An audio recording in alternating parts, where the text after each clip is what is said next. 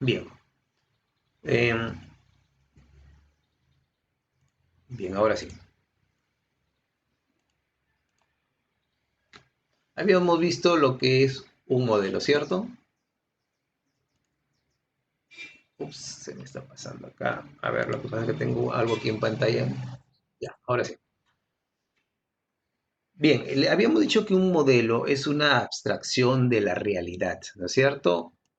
En una realidad de la realidad, ¿no es cierto? Pero acá tenemos un concepto. Un modelo es un prototipo que sirve de referencia y ejemplo para todos los que diseñan y confeccionan productos de la misma naturaleza, ¿no es cierto?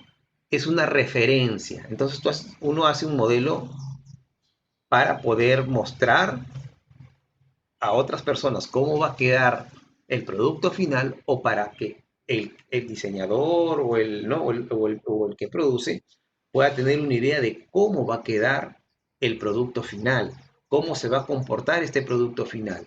Entonces, para poder corregir cualquier eh, inconveniente que se pueda presentar al momento de hacer las pruebas en este modelo. Entonces, un modelo, entonces es una abstracción teórica del mundo real que tiene dos utilidades fundamentales, ¿no es cierto? Reduces la complejidad y nos permite ver características importantes que están detrás de un proceso, ignorando detalles de menor importancia que harían innecesariamente laborioso, ¿no es cierto? Y la otra es que hace predicciones concretas que se pueden, ¿no? Hacen predicciones concretas en sí. Entonces puedes predecir cómo se va a comportar, cómo se va a comportar. Bien. Aquí tenemos luego lo que es un modelo, ¿no? Que es un modelo, es una representación simplificada de la realidad. Lo que yo le decía, una abstracción, ¿no es cierto? Entonces, pero este modelo solamente recoge aspectos de interés y nos ayuda a entender cómo va a funcionar, cómo se va a comportar, promueve el entendimiento. Entonces, por lo mismo decimos que es útil para comprender, para describir, para predecir y para responder preguntas que nos podemos plantear con respecto al proyecto que se quiere desarrollar, ¿no? ¿no? En este modelo. En software, modelar es diseñar aplicaciones de software antes de codificarlas, ¿no? En software. Bien. Ahora, como tenemos que modelar software, vamos a entender o saber que software, ¿no es cierto? Que software se conoce como software el equipo lógico o soporte lógico de un sistema informático que comprende un conjunto de componentes lógicos necesarios. Bien, el software es la parte lógica, lo que desarrolla el ser humano, ¿no es cierto? Es como decir el alma de los equipos, lo que le da vida a algo, a la parte física, ¿no es cierto? Entonces, el, ese es el software. El hardware ustedes ya conocen que es la parte física del equipo de cómputo, lo que ustedes pueden tocar. Pero el software es la parte lógica, la que le da la funcionalidad a estos equipos físicos.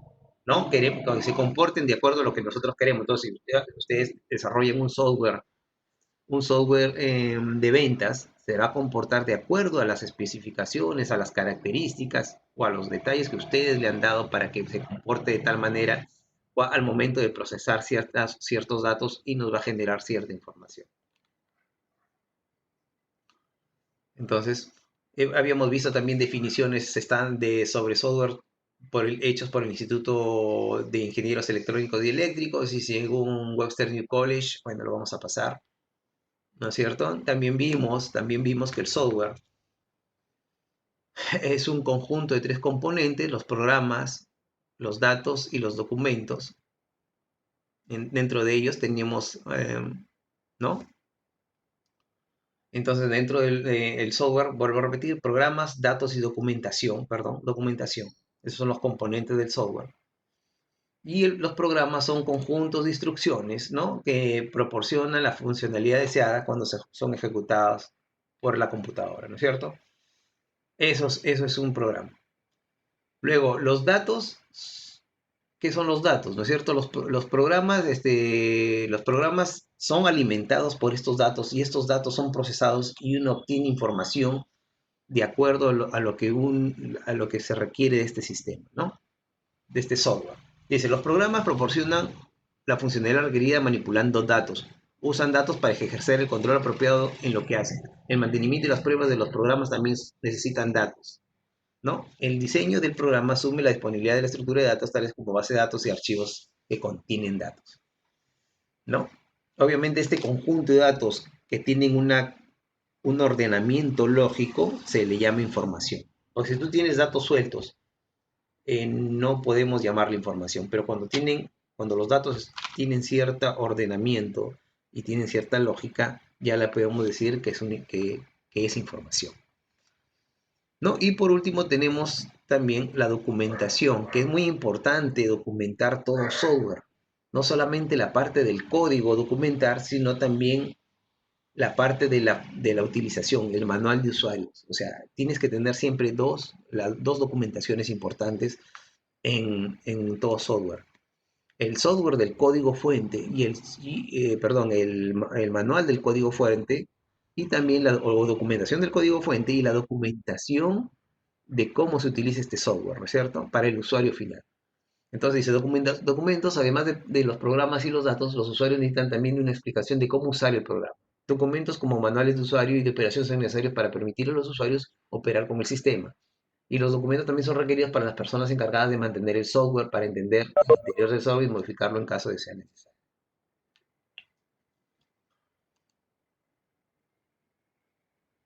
Bien, algo importante que ven ahí en la primera línea que dice, el software se desarrolla, no se fabrica. Tú no fabricas como fabricas un auto, el software se va desarrollando.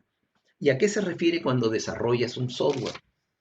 Si tú haces un pequeño software, un pequeño software lo terminas, ya tú lo terminas, entre comillas. Cuando tú lo empiezas a analizar, tú dices, yo le puedo mejorar por acá y lo vuelves y le das una mejora, lo sigues desarrollando. Luego, con el tiempo, salen ciertas características especiales en el entorno de trabajo que te obliga a hacerle ciertas modificaciones y mejoras. Y este software se sigue desarrollando. Por eso se dice que no se fabrica, porque lo que es fabricado es un poco más difícil luego darle ciertas modificaciones. En cambio, el software está hecho para ser modificado, para ser desarrollado. Obviamente tiene un ciclo de vida que también en algún punto llega a su final y hay que hacer uno nuevo, ¿no? Pero eso ya lo vamos a ver más adelante. Cada producto software es diferente porque se construye para cumplir requisitos únicos de un cliente. Construir un producto software implica entender qué es necesario diseñar el producto para que cumpla los requisitos, implementarlo, ¿no es cierto? El software es un recurso principal el recurso principal son las personas. Obviamente, porque este software no aparece por arte de magia. Quien crea el software es el ser humano.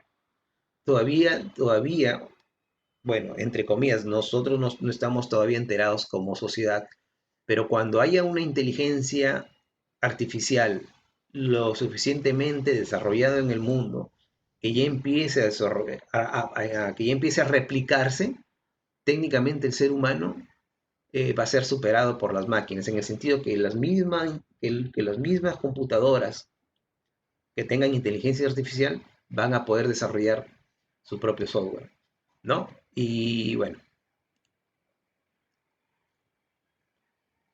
seguimos con las características del software, es que no se estropea.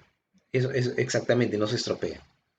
Los defectos no detectados harán que falle el programa durante las primeras etapas de su vida. El software no se estropea, pero se deteriora durante su vida. El software sufre cambios y hay que darle mantenimiento, ¿no?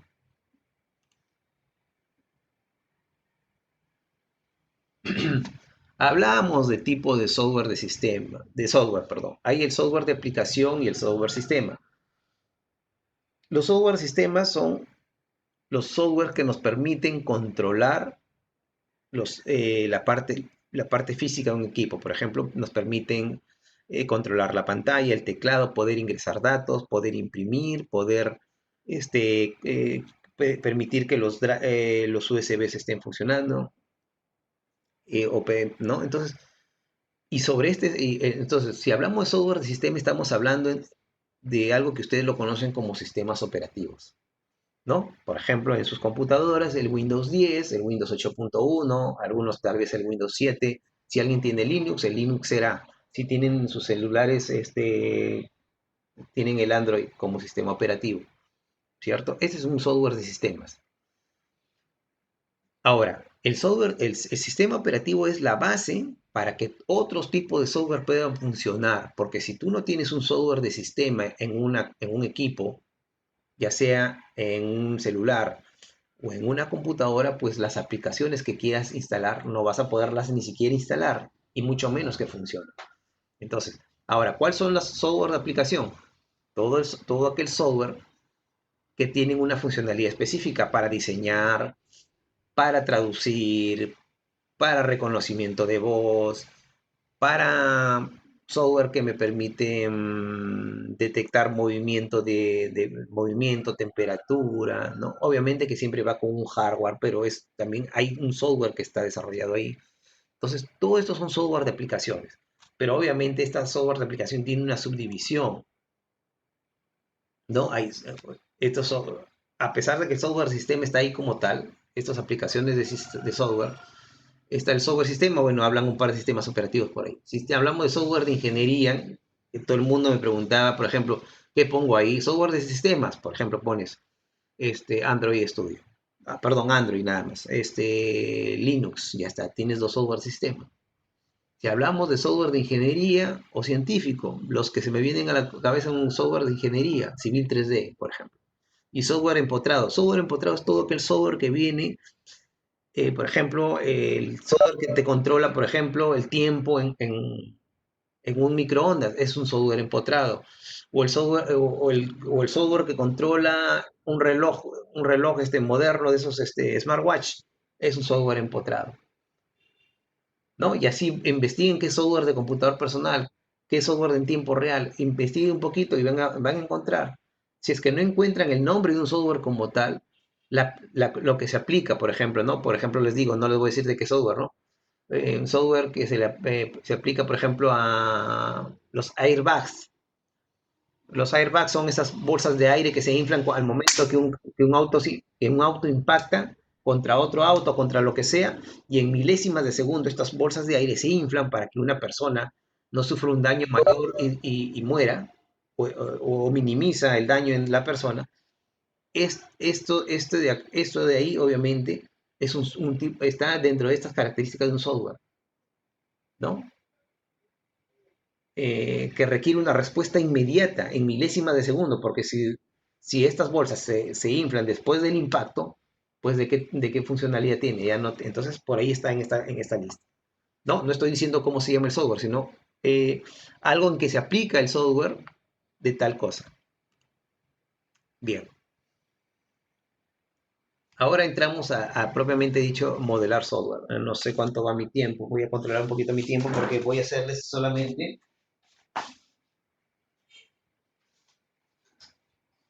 No, todavía el tiempo está, no, está muy amplio, así que no se preocupen.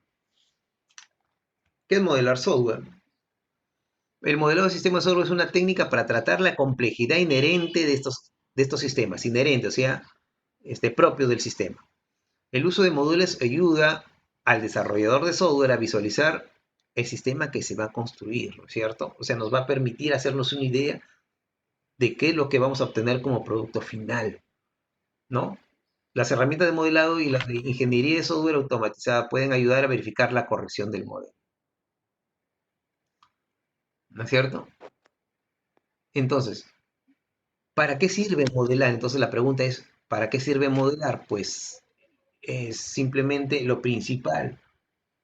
Disminuye los costos de falla, porque si tú desarrollas, vamos a poner, si tú, lo que ocurre con muchas personas, ¿no?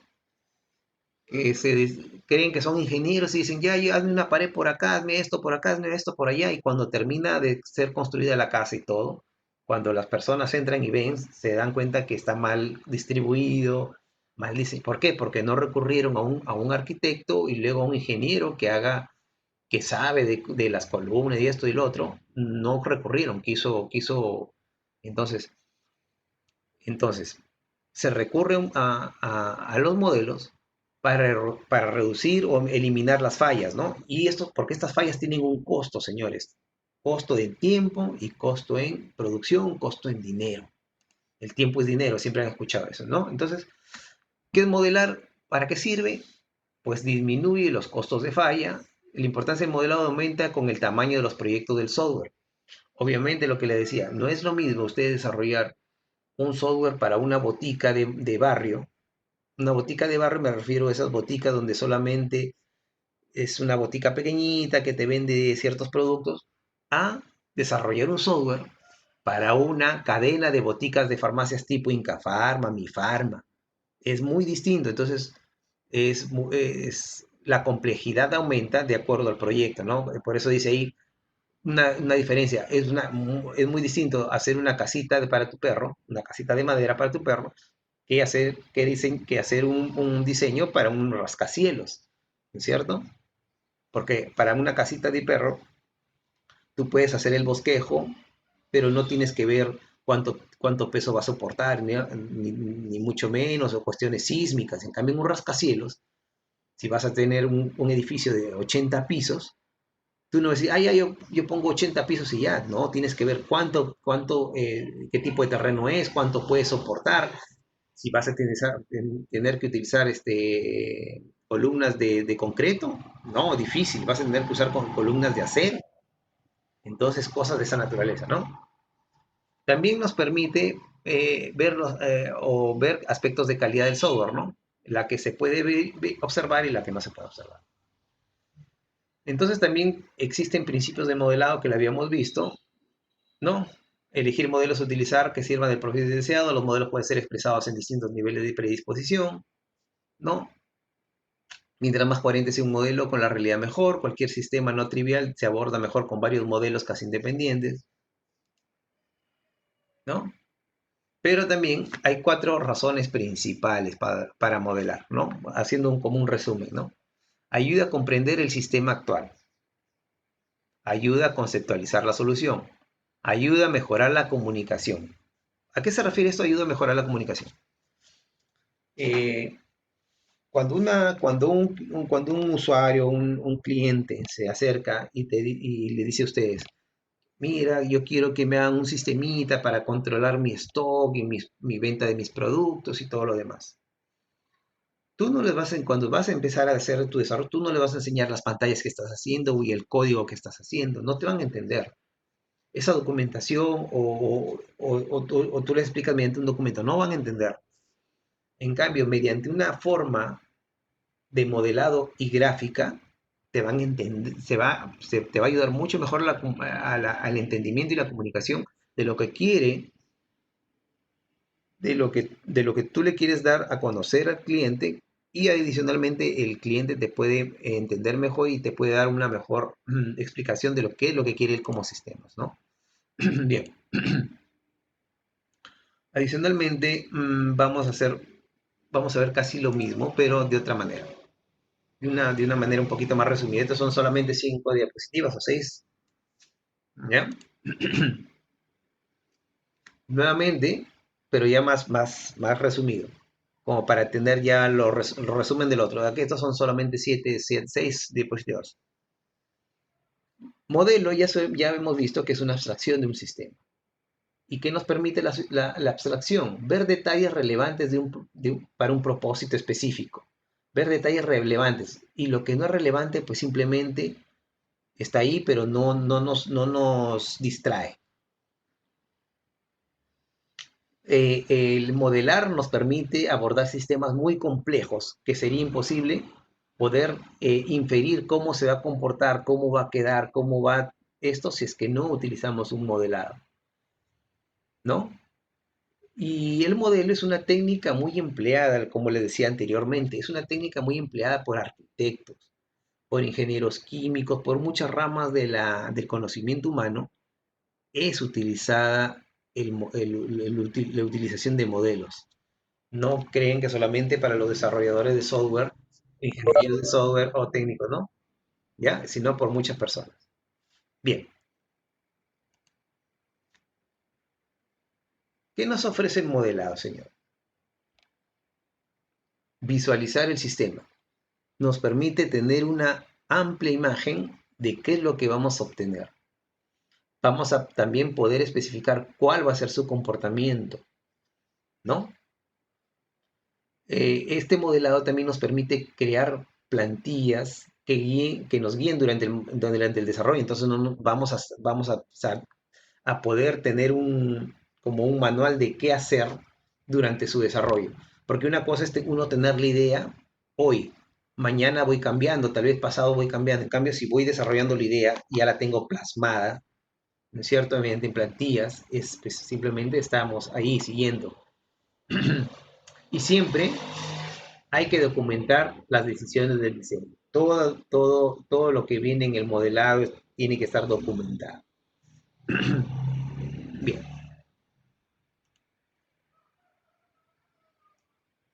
a ver, lo que decía también anteriormente, ¿qué lenguaje emplear para modelar software?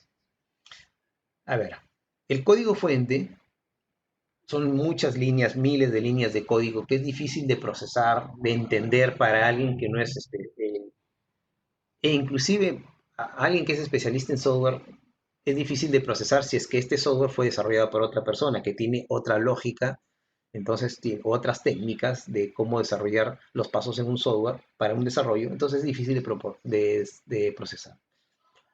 El lenguaje natural, tú puedes tener una documentación muy extensa explicando el modelo, pero es propenso a errores, ¿no es cierto? Entonces, o a interpretaciones. Y entonces no tiene que estar propenso a interpretaciones porque nos va a inferir en errores. En cambio, si se desarrolla en un lenguaje visual mediante grafos, es fácil su interpretación y de procesar. Entonces, por eso, en el modelado de software se utiliza un lenguaje visual, ¿ya? Mediante grafos. Bien. Para eso se utiliza, que lo vamos a ver con ustedes más adelante, es el UML, que viene del lenguaje de modelamiento unificado, ¿no? Unified Modeling Language, ¿no? Lo vamos a utilizar más adelante, así que ese software ya luego lo vamos a utilizar. Entonces, este UML trabaja con grafos, ¿ya? Y es la manera más fácil de interpretar y procesar información. Bien, los conceptos que maneja el modelado son 4, ¿no? Sistema software descrito por un conjunto de modelos, pero este modelo a la vez es una simplificación para comprender mejor el sistema, ¿no? Ahora, estos sistemas se hacen mediante una representación gráfica utilizando el UML, ¿no? Que usa grafos, ¿no es cierto? Y también tenemos un grupo de diagramas en el UML, bueno, pero que también puede ser desarrollado de manera manual, de un modelado que nos analiza un aspecto concreto que se llaman vistas. Y son lo que se llaman las vistas de casos de uso, que vamos a ver más adelante también, ¿no? Que son vistas casos de uso del sistema y vistas, casos de uso del negocio y casos de uso del sistema. Pero vamos a ver las vistas de casos de uso genéricamente, ya antes de terminar. Y se le llama las vistas arquitecturales del 4 más 1, ¿no? A ver, ¿qué nos... vamos a decir, las vistas de casos de uso nos permiten ver la funcionalidad del sistema. Ahora, tenemos dos tipos de vistas, las vistas de caso lógico y las vistas de caso físico, ¿ya? Dentro de las vistas de caso lógico tenemos las vistas de diseño y las vistas de interacción. Las vistas de diseño, aquí vamos a manejar las clases, las interfaces, los componentes. Y esos son los requerimientos funcionales del negocio, ¿no? Los requerimientos funcionales del sistema. Y también tenemos las vistas de interacción. Acá es el flujo de control, ¿no? Los requerimientos no funcionales. Acá no es el qué, sino el cómo funciona la aplicación. Luego tenemos en el lado de las vistas físicas, perdón, la vista de implementación. Aquí vemos los artefactos del sistema. ¿A qué se refieren? Los archivos, los códigos fuentes, dónde vas a almacenar la información, las bases de datos, todo eso la parte, ¿no? Ahí vas a ver todo lo que ve, eso es lo que ve la vista de implementación.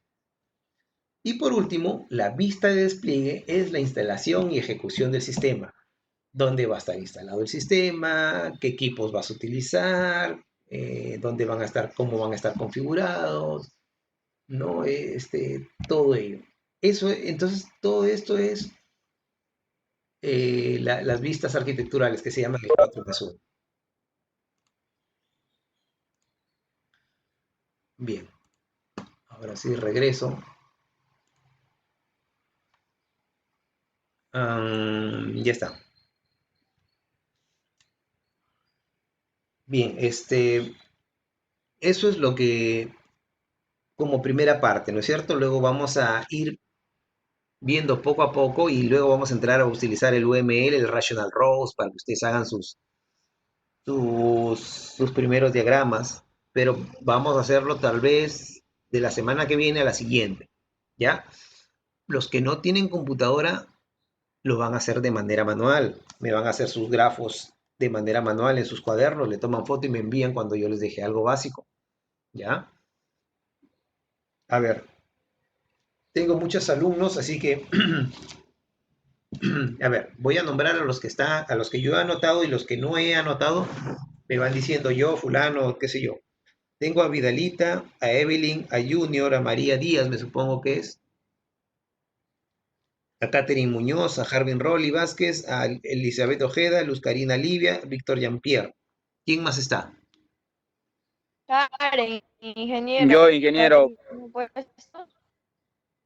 A ver, Alexander Valdivia, Alex Valdivia, Alex Valdivia, a ver, Evelyn, Elizabeth, ya está, Isaías. ¿Isaías qué apellida? Herrera Olivera. Herrera. Muy bien, señor Herrera. Zaira Vázquez, ¿no? Zaira Vázquez, sí, ¿no? La señorita Zaira Vázquez. Rosalía Soto. La señorita Rosalía Soto. ¿Quién es user? No sé quién es user.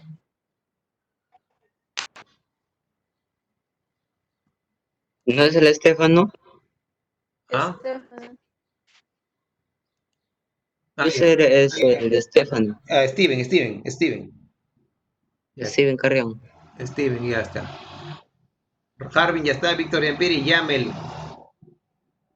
Hernán. Yamel Hernán, ¿no? Fernández. Ah, ¿no era Hernán? Ah, Yamel Fernández. Fernández al cuadrado.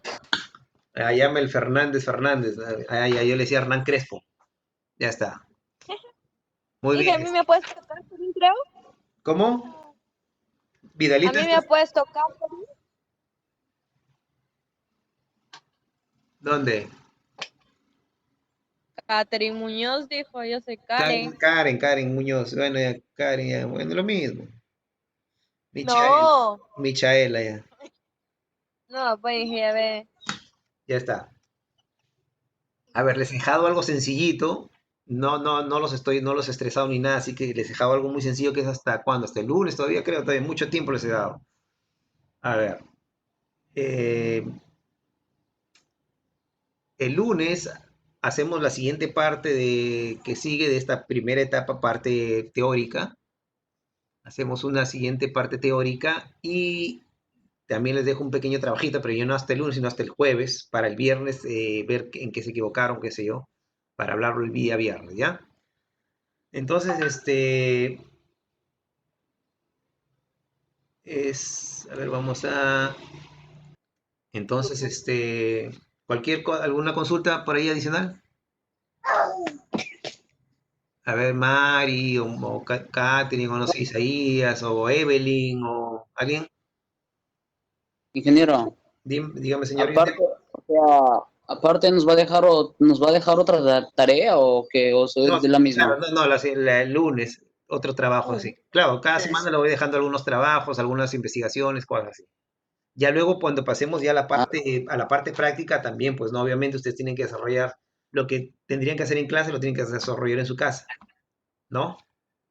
Porque es un poco difícil que le diga, a ver, hágame algo y por acá me lo envíen en ese momento, no puede, ¿no? Me dejo entender. Entonces al menos les voy a dejar, si yo les explico algo acá, al menos que me lo envíen hasta 2 días, les voy a dar con tiempo hasta 2 días, porque hay gente que se vaya, luego no tiene internet hasta de aquí a dos, entonces les voy a dar plazo de 2 días, en vez de que trabajos que sean como si fueran, Rápido, ¿no? como si fueran trabajos del momento, a ver, es como si hagamos un diseño en el aula y en el mismo aula yo quiero que lo hagan, como no lo van a poder hacer y enviármelo por acá porque se va a hacer un desbarajuste, les voy a dar plazo que me lo envíen para el día siguiente o para 2 días, ¿no? Para yo poder revisar en cómo han hecho sus diseños y yo los voy corrigiendo, ¿ya? Pero eso lo vamos a hacer ya poco a poco, les voy a ir explicando en el desarrollo de las clases, en las semanas que consiguen. Bueno, Listo, jóvenes, pues les espero el día lunes, ¿no? En la mañana. Sí. Sí. Listo, jóvenes. Hasta el lunes entonces, cuídense. Gracias. Chao, Inge. Ya, hasta luego, hasta luego. Chao.